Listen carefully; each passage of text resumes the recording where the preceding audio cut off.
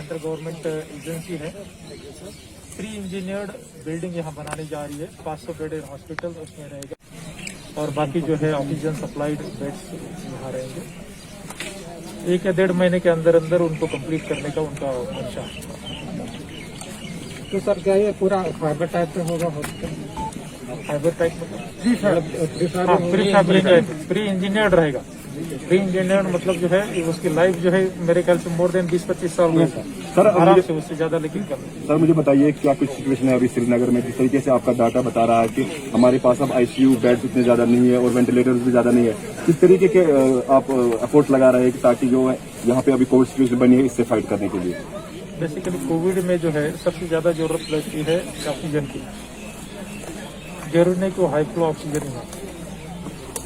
वादी में लगभग 20 हॉस्पिटल्स है जहां ऑक्सीजन मैन्युफैक्चरिंग प्लांट लगा हुआ है, फंक्शनल भी हो गए। उसके अलावा जो हॉस्पिटल जहां बेड ज्यादा है लेकिन मैन्युफैक्चरिंग कम होती है उनके लिए सिलेंडर्स भी हमने खरीद लिए हैं। 5 units exclusively hospital oxygen supply के लिए रिजर्व रखे हुए हैं। आज के हालात में जो है मुझे जितनी जरूरत है उससे ज्यादा सप्लाई अवेलेबल है। सर दूसरी एक बात मैं बता दूं कि जो हमारे